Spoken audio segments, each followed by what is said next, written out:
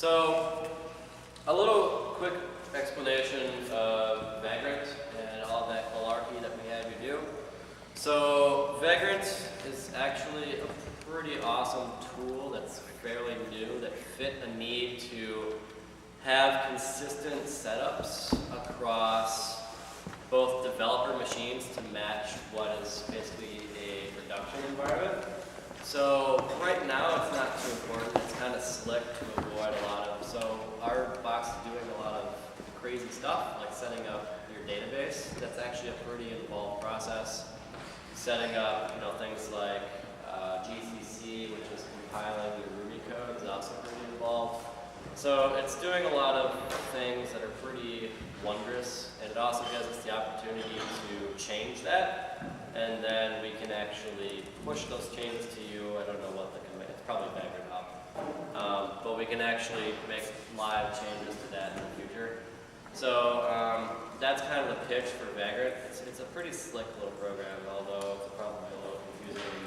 I think as a result of this evening, we probably have a few tweaks to that file. So thank you for bearing with us on getting that set up. But hopefully most of you are up and running with that or something equivalent. So this last 30 minutes, I kind of want to back up a little bit because you did a whole lot of stuff that may not have made sense. And I want to explain, because we did a whole lot of work and a whole lot of magic happened to make a little form that said add a task. And it created a whole series of files, so I kind of wanted to talk about that a little bit. So when people talk about Ruby on Rails and why they develop Ruby on Rails, there's typically three, so the first three are kind of the main principles of Ruby on Rails, and the fourth is another little topic I'm going to cover for this little 30-minute presentation here. So convention over configuration is something that you hear that Rails does and a lot of other environments don't do. It's very opinionated. It also applies to the model view controller pattern, which is when you generated that scaffold for tasks, it created a model, it created a view, and it created a controller that allowed you to see that form in your browser. And then REST is another piece that basically generates that URL structure. So when you went to localhost 3000/tasks, that's actually leveraging REST to figure out what view you should be looking at. And it's doing a lot of convention over configuration there to make sure it got to the right place. Because traditionally, in other frameworks, you would have to write a lot of configuration files. That's where convention over configuration comes from. You would have to explicitly say, if I want to have a form, I need to be able to have that form submit to this address. It goes to this controller method. It invokes this model method and so forth. So by abiding to convention over configuration, you bypass that configuration file by just creative naming of things. So now tasks controller automatically assumes that it's associated to /tasks. /task/create for when you submit that form now automatically is making the assumption that there is something in the tasks controller that can handle that. So that magic is basically coming from Rails' goal of making a lot of trivial decisions. And so those trivial decisions are really something that you don't really appreciate until you've been a web developer for a long time.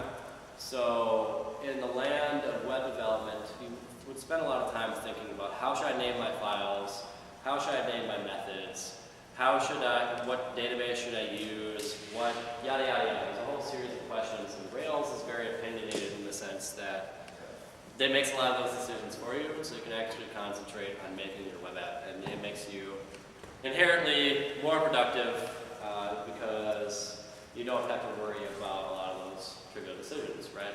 You can get into what really matters. It improves code quality in the sense that those conventions are chosen by a community of experts. They've been web developers forever, pretty much, and they have all put their effort into this framework that says this is a decision that makes sense because we've done 100 different web apps and we do the same thing every single time. Let's make a framework that makes all those decisions for us. And now it's a production-ready environment that you get a lot of benefit just from using the magic of Rails. And another benefit too is it reduces the learning curve on new projects. So there's, as I mentioned earlier, there's a pretty steep learning curve for Ruby on Rails, as we probably witnessed in some capacity this evening, just getting up and running. There's a lot of things going on that are kind of like, I don't know what's happening. But once you kind of do it enough times and you figure out what the magic is, that magic is happening on every single Rails application you will ever see. There's a structure and semantic similarities between Rails applications that you say, if I look at a Rails app, these are the models. These are, so this model is now, it has users, it has posts. I can make assumptions about how that application works, so I can actually deploy it and use it on my own without having to do a lot of digging into the source code, because Rails is making a lot of assumptions. It's very opinionated, and so that applies to all Rails projects, which is pretty slick. So, as I mentioned a little bit earlier, the way it does convention over configuration is it dictates how classes should be named. So, for example, when you did that generate scaffold, it created a model that was named task. So, models should be singular named, and controllers should be plural because controllers typically handle more than one something. So it kind of follows the semantics and dictates a lot of that. How your resources should be related to your database. What this is really meaning is it's going a full stack from localhost 3000/tasks all the way to your controller, which says, okay, I need to go to the tasks controller because they requested /tasks.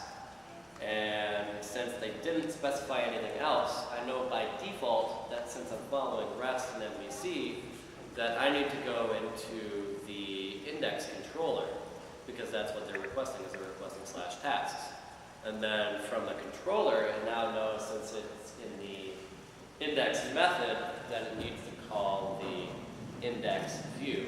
So it kind of percolates all the way top down from the request all the way down into the database, and you have not even named a single thing yet. But Rails, since it's opinionated, has made all this decisions for you, and it's pretty slow. And I mentioned earlier, it's opinionated about a lot of things. So just an interesting little tidbit. Back in, I think, 2006 or 2007, Rails made the choice to go with REST. And REST is, I'll talk about a little bit later, but it was kind of a competing technology to other services. So other ways about getting data from one place to another on the internet. It's traditionally called a service nowadays. So there are things like SOAP. I don't even know what SOAP stands for. I don't care to know what SOAP stands for because I've done enough of that. But basically, SOAP was, you created a file that said, if you want to get a list of tasks, then you go to this directory and you make this specific request. And it got pretty verbose pretty quickly, and it was pretty unruly.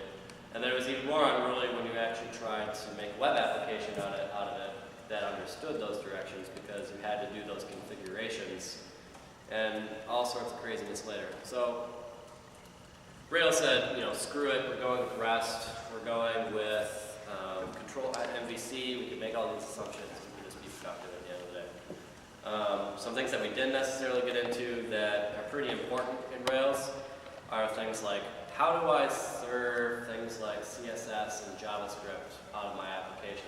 Because on a production server where every millisecond of performance matters, there are certain things you need to do with your CSS, because if you have a file of CSS that's meant to be nice and legible, all of a sudden you're hosting an extra, let's say, 20 kilobytes of data per every user. And if you're hosting up 1 million users, 1 million times 20K, that starts sucking up on your server and your internet's resources. And so there's a whole slew of ways to deal with that, but Rails, just through its convention and its magic, says, we're going to precompile all this, be it live, be it beforehand, and it's going to minify, and it's going to do all that stuff that a lot of other frameworks aren't so automatic about.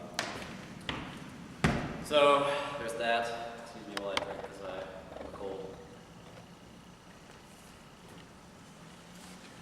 And there's a little caveat to that too. Sometimes you don't necessarily want to use ERB, which is the default.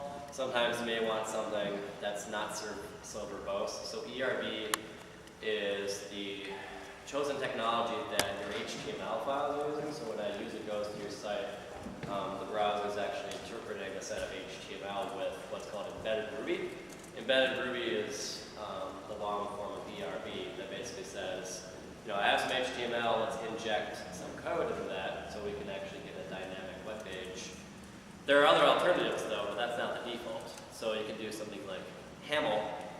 Haml is probably one of my favorites right now because it's kind of, what do you call it, Sam? Like prose of web programming or something? No, it's something about haiku. Haiku, yeah. But I stole that from Haml's website, so let's be clear. I guess Haml describes themselves as the haiku of web programming. But that gets another thing too, is a lot of things you'll see with Rails is they want to reduce as much verbosity as possible. So that's why you get things like CoffeeScript. CoffeeScript is actually a nice little syntactic language on top of JavaScript. I'm guessing most people are familiar with JavaScript, at least in concept, but it's basically the technology of the web. So every website that you've ever been on for the last 5 years has leveraged JavaScript in at least some capacity, unless it's a super trivial website. And it's a standard across all browsers, but it's inherently a gross language to work with for a slew of reasons. And CoffeeScript came along and said, you're going to write with a different syntax that's a lot easier to read. It's a lot more like Ruby. It's a lot more eloquent. I just said eloquent again. It's rerun to the website challenge. But it compiles into cleaner code too. So you actually get a little bit of, it compiles in the same code and it's easy to read, it's easy to write, it's more maintainable.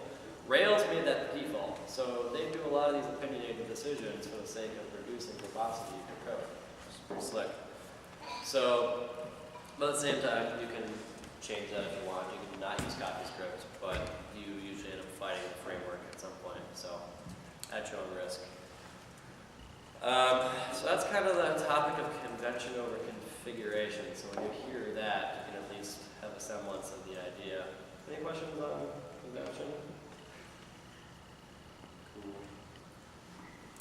So that brings us to model view controller, which is a pattern that probably left a bunch of you going, what just happened when I typed Rails Federated Scaffold and Magic happened? So, as I wrote here, it's a pattern that's commonly used in web development to guide the structure of your programs. So, the benefits of that, it keeps your code clean in the sense that I know if I have a piece of code that's related to my business logic or understanding what my users are, how I should interact with my users, for example, or what kind of things belong in a post. That's really where models belong. If it's business logic, or if it's getting information from the model to my HTML, that's kind of where your controllers come in. And then there's the view, which has all of your interface code. And separating that is nice because it reduces the it increases the distinction and abstraction between the spine, so I can actually change the interface of how my users view their page without actually having to interface with anything other than HTML, generally speaking, which is pretty nice. As opposed to the traditional model that existed, say, even 10 years ago, where everything from how I'm interacting with my database, how I take those database results and then apply logic to them, and then how I display them was all done in a single file. If you have enough of that, it gets pretty unruly, right? So if you have users, blogs, tweets, yada, yada, yada, whatever your users of your web application are doing, and all that's happening in one file, it gets kind of out of control. So model view controller helps clear that up. And then another benefit, kind of a side benefit too, from having the distinction, is it makes it easier to test. So now you have controller tests, and controller tests all do one thing. They test whether or not, is it routing to the right URL? So when I go to /tasks, is it actually showing the right page? If I go to task/create, is it rendering the right thing? Similarly, you can create model tests, and the model tests are saying, is the user's email valid? Is the user's password valid? Is it strong enough? Now I can create tests for the view as well, which are a little tricky, but you can say, is there welcome to my website on the home page when I go to /tasks, and you can start testing all that stuff. And now all of your tests are actually delineated as well. So as I mentioned a little bit, models are the representation of the things in your application. So you may have users, you may have posts, you may have log, and I don't know, you may have comments, you can have all sorts of things. Those are your models. And so models contain information about, a task has a name, a task has a description. Notes also have a name and a description. Users have an email and password, users have addresses. So those are kind of the attributes. So those just create the models, and you can also create things like validations on those, like breaking things. And then, as mentioned a little bit before, the views are then when you go to your browser, or something's talking a little bit. If you go to your browser, you see your list of tasks. So when you went to your localhost/tasks, that's what you're seeing. You're seeing a view, right? You're seeing a nice little table that goes back and shows those task model objects. There's even a new thing, not new, but a lot of server applications actually serve out what's called JSON. JSON is a Java serialized object that basically says, when I go to a URL, I don't want HTML, I just want to know information about my user. So I can just get a little nice clean string that says username Bob, username password Bob at test.com, they limit this, but I don't actually get an HTML view of it. And that's what's kind of called building an API. So there's a lot of action going on within the community, blended Auto community, about how do I build an API that can then be consumed. So it could be consumed by not only your own website, it could be written in complete JavaScript, but it could also be consumed by a mobile app. It could be consumed by other applications that may pull it in. So if you think about integrating with Twitter, if I search for Twitter, they're not pulling in HTML, so like all the view kind of stuff, so the colors and the headings and all that stuff, they're just pulling in data about a user and then integrating it in with your own app. So that's actually the concept of an API. And so the nice thing about having views like this is now, it doesn't matter if you serve an HTML or JSON, they can both be separate from your models and your view, or your models and your controllers a little bit. Most secure controllers doing a little bit there, but it creates a distinction there, which is beneficial. And the controller is the glue between your model and your view.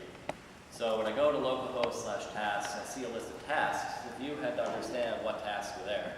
And that's the way that the controller is responsible for saying, when they go to /tasks, this is what they get back to the view.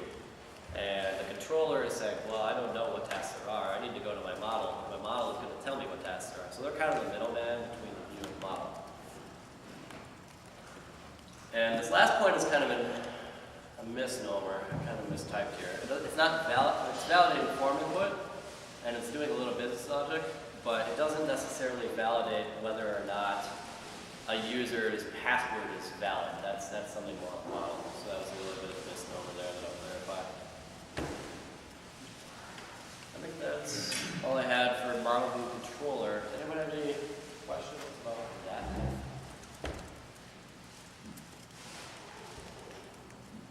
This is where I take out my camera phone and take that picture of all of you sleeping. You thought it was good. It wasn't.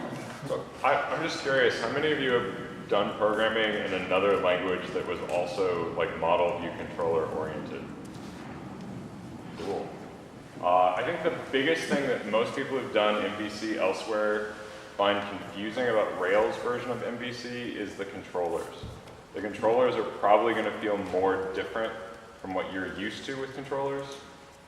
And that's mostly because Ruby doesn't need some of the tools that a lot of the other languages need to sort of combine multiple objects and give them access to each other. Ruby's framework is sort of a little bit flatter than a lot of languages. And in some of your previous experience, you may think Rails controllers feel more like routers. There's some debate about that, but if you have previous experience at MVC, you may find that part of it a little bit odd as you shift toward Rails. Do that.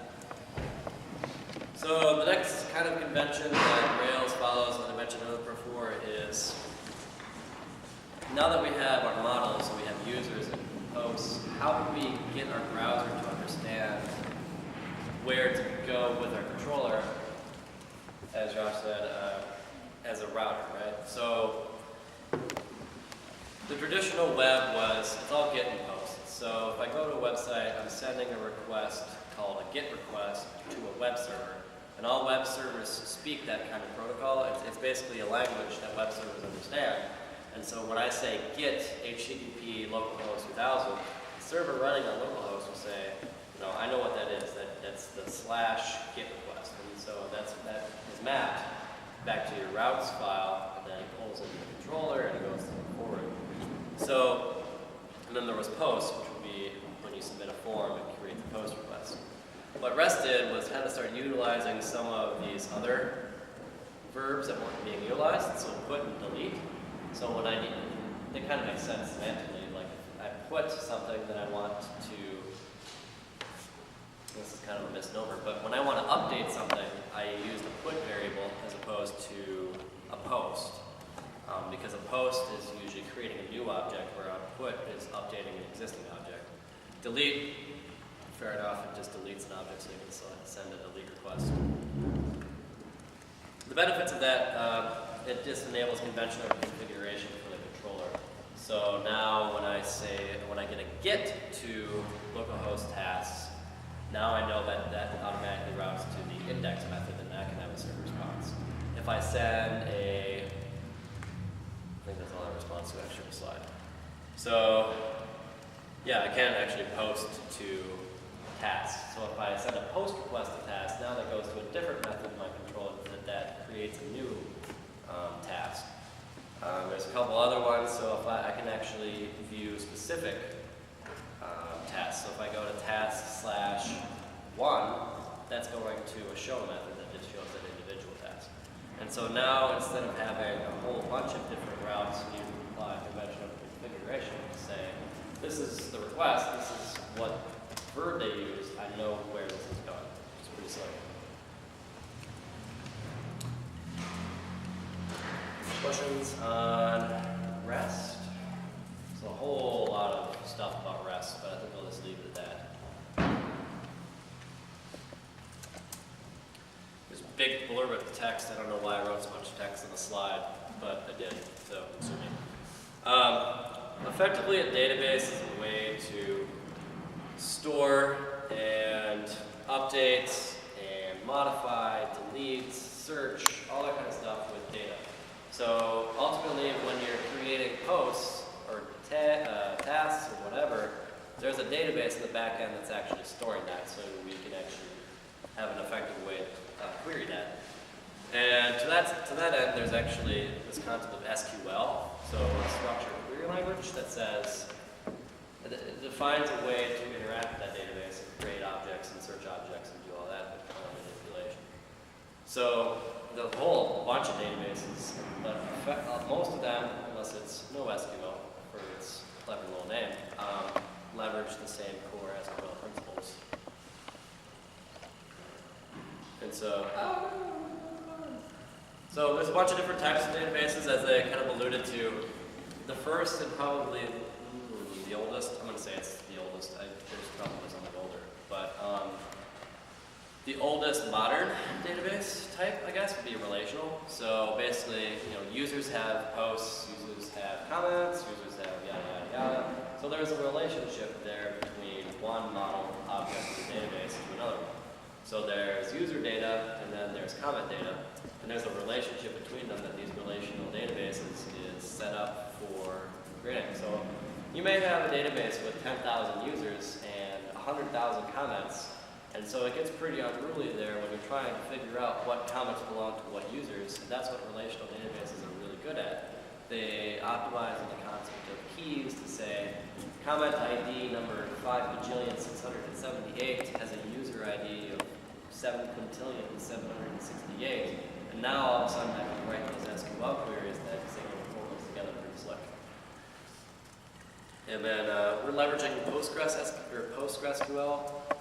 That's kind of been recently the database of choice for a lot of Rails developers for a number of reasons I can probably get into later, but for the scope of this, doesn't doesn't matter. And then there's MySQL, which is kind of an older one. There's Oracle SQL, there's a whole slew of them. And then the newer edge of the database world is this concept of non-relational databases, key value databases, or not only SQL, no SQL databases.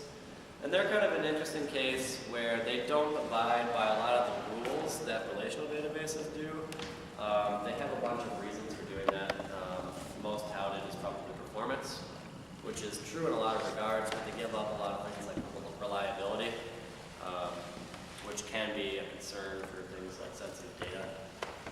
There are cases where it's potentially possible for a non-relational database to just lose data. It's happened.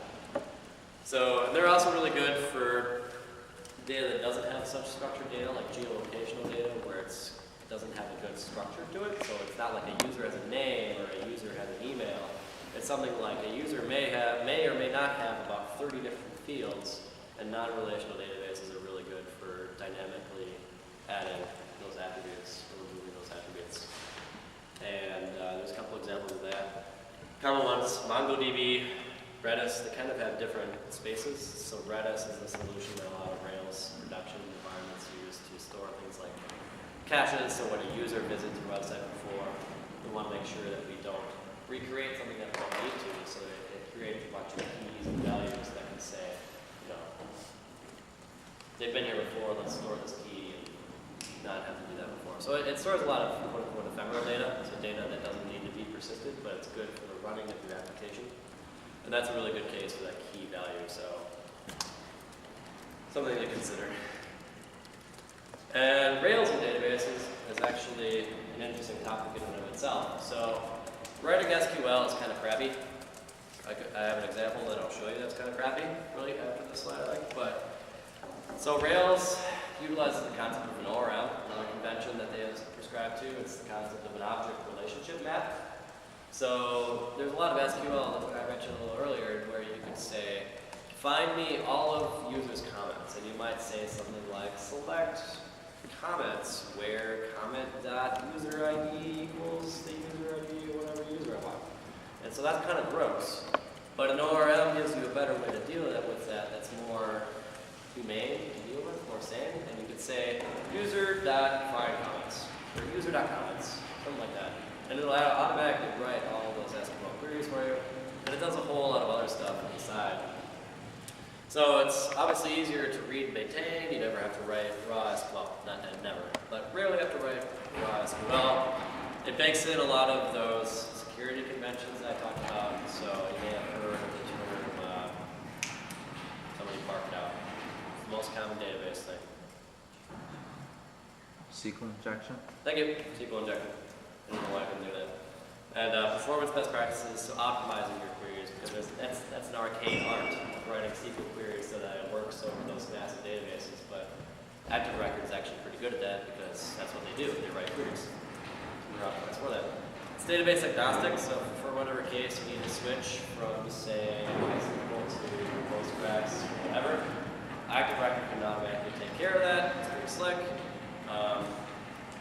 And just a little caveat, Active Record is probably one of, as far as I know, it's one of the best implementations. It's one of the least buggiest that I know of. I think that's still true. So, Huzzah for Rails. Questions on Active Record and what it's for? Active Record was coming into play when you ran that RailsDB migrate tonight. So when you ran that generation or that generate scaffold thing, it actually created a file called a migration file. And that was saying, you know, tasks have names and descriptions. And then that got passed into Active Record, which actually created the SQL that created that in our Postgres database. So Active Record's kind of always acting in the background, creating things in their database. It's pretty slick. So I had mentioned a little bit before that no one really likes writing SQL. And I took this little example from my overnight website challenge application. It might be a little hard to read, but I think you can kind of view that at a length, like back there. You can probably even see that this is a lot easier to read than that. So yeah, Active Record. Instead of page.parts where title is Y, so that's pretty much human readable, right? It's finding the parts of a page where the title is Y. I mean, I can understand that. I don't know if I can understand select refinery page parts, where refinery page parts, where refinery page parts, page ID equals 1, and refinery page parts, that title equals Y. Remember, Rails is a very big case of I'm going to do whatever possible to avoid verbosity. That seems like a pretty good one. So anyway, that's my 30-minute spiel. Yes. 30-minute spiel on some of the conventions of Rails and general Rails topics. Any questions? Did anyone learn anything? I hope people learn things. Yeah. It was beautiful, Eric. Thank you, Peter. All right. With that, I believe we have finished for the evening. Question for you guys. So, lessons. We want to do a couple sessions a week, not just like talk about Rails, like here's what they do, this cool thing, this cool thing, this cool thing. We actually want to build open camp with you. So for session 2, we had the idea of putting AJAX responses into the application. So instead of having a page refresh every time, we would actually have an AJAX call that would kind of magically put in the data and back to the page refresh. We also had the idea of adding unit tests so that you can actually kind of make sure that your code is working the way that it works. Those were our ideas. What do you guys think about that? Are there other things that you're more interested in learning about? Yes and yes. Yes and yes. No, yes. Unit test and AJAX. Okay. Rails developers should always test their code. What's that? See, that's one of those convention things. If we were listening to DHA, it should be listening to unit test. I've actually never used unit test. Because really what we're trying to do is not just like parade around with pizza, but really trying to build an application. Well, That's fine. okay, so I want to build it with you guys. So kind of what we're going to be doing is also having a before and after snapshot. So we'll, if you guys didn't finish the code, we'll have a folder where you can go and look at where we think you should have gotten by the end of tonight. So that you come to session 2 and you're like, oh, you know, I really tried to finish session 1, I've got questions. We want to answer those, but we want to give you kind of the starting ground for session 2 so that you are ready to run.